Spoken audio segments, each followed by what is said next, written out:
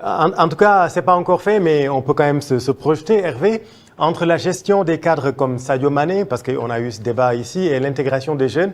Quel doit être le chantier prioritaire de Vieira si jamais c'est acté sa nomination? Alors déjà, chantier prioritaire, de bien s'entourer.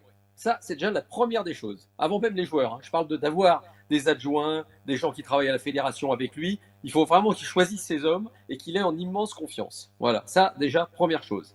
Deuxième chose, sur le plan du groupe, vous avez quand même un très très bon groupe. Ce qu'ils ont fait en 16e de finale de la Coupe du Monde, franchement, il ne faut pas oublier que l'élimination en Coupe du Monde, c'est lié à une erreur du gardien de but. S'il n'y a pas cette erreur du gardien sur le deuxième but, ils sont qualifiés, il n'y a même aucun doute là-dessus.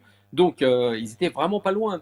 Il y a un groupe qui a du potentiel. Les anciens, il y a certains anciens maintenant, ils vont tirer leur révérence. N'oublions pas quand même que Sadio Mané avait dit lors de la dernière CAN que c'était sa dernière CAN.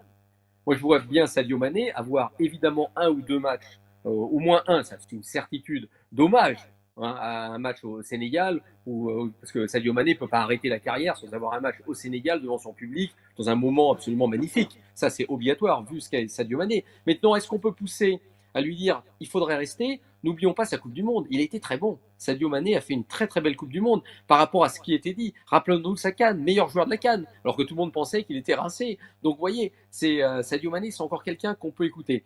Maintenant, il y aura des choses à mettre en avant, c'est-à-dire des jeunes joueurs qui se sont révélés lors de la Coupe du Monde, qui doivent prendre les clés du camion.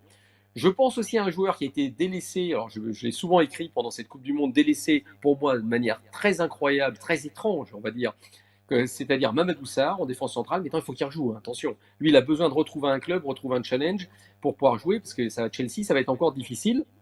Et puis, vous avez cette jeunesse qui monte, les Habib Diarra, les Pape Gay. Alors, Pape Gay, pour être honnête avec vous, je ne vais pas me mentir, je ne vais pas me cacher, moi, j'aurais suspendu, vu ce qu'il avait dit là, après son staff, et notamment, ça a été lu comme aussi une attaque contre Papio. Je trouve que là, j'ai trouvé ça très dur. Attendez, une petite suspension, c'est pas pour dire vous allez le mettre à l'écart longtemps, parce que je trouve que Pape Gay est un très très bon joueur, évidemment. Il s'est quand même buteur en finale de la Coupe de la Cannes.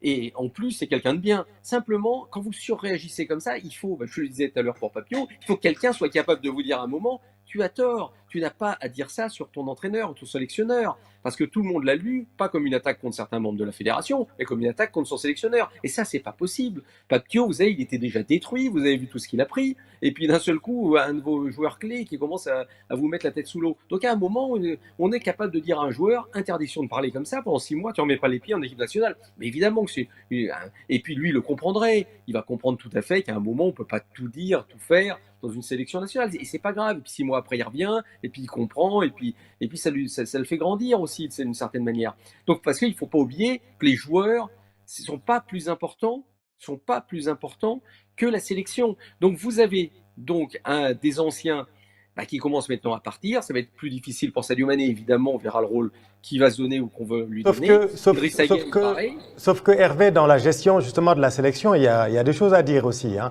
parce que la Coupe du Monde, on sait tous ce qui s'est passé. Vous avez suivi même l'équipe du Sénégal. Vous étiez à Dakar, également. Vous êtes parti à la Coupe du Monde. Comment analysez-vous aussi, avec le recul, tout ce qui s'est passé et notamment le cas Pape Thiaw? Ah, mais moi, vous savez, depuis le début de la compétition, moi, j'ai toujours eu le même discours.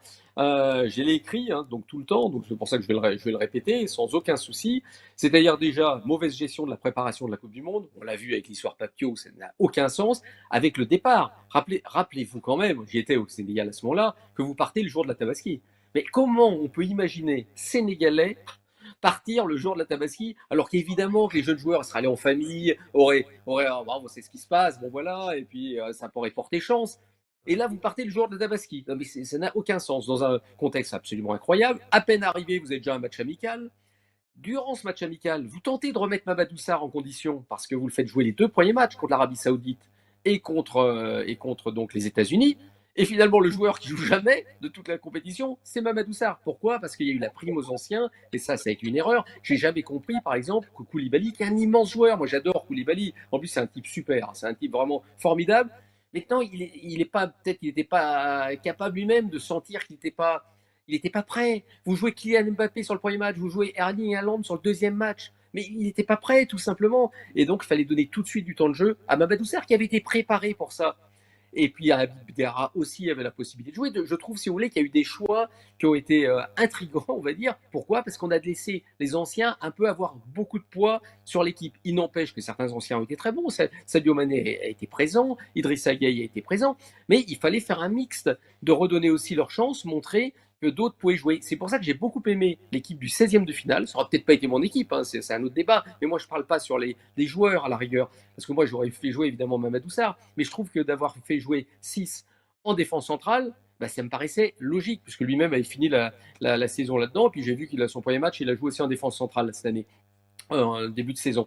Donc voilà, ça c'était logique. Nicolas Jackson, qui avait quand même pas mal de mal, mais Ismail Assar, qui était vraiment en pleine forme, il y avait des vrais choix qui avaient été faits. Et ça, je m'étais dit à un moment, ça y est, je vois le Sénégal et Habib Diarra. Je pense qu'Habib Diarra a vraiment été très très utile durant le match. Malheureusement, après, on peut se dire que les changements ont été plus faits, des changements. Évidemment, on a voulu laisser toujours l'expérience dessus. Il aurait peut-être fallu à ce moment-là insuffler peut-être sans frais chez certains joueurs qui étaient fatigués, évidemment. Et puis en prolongation, d'un seul coup, bah, les anciens, ils peuvent plus jouer parce qu'ils en ont plein les bottes et ça peut tout à fait se comprendre. Donc, peut-être qu'il y a eu une gestion de ce match-là, mais surtout, je trouve que tous les autres matchs, à part ce 16e de finale, où là, je trouve qu'il y a eu une vraie gestion de l'entraîneur. Il se dit, mais tant, je prends mes responsabilités. Mais tant, malheureusement, vous avez une erreur du gardien de but.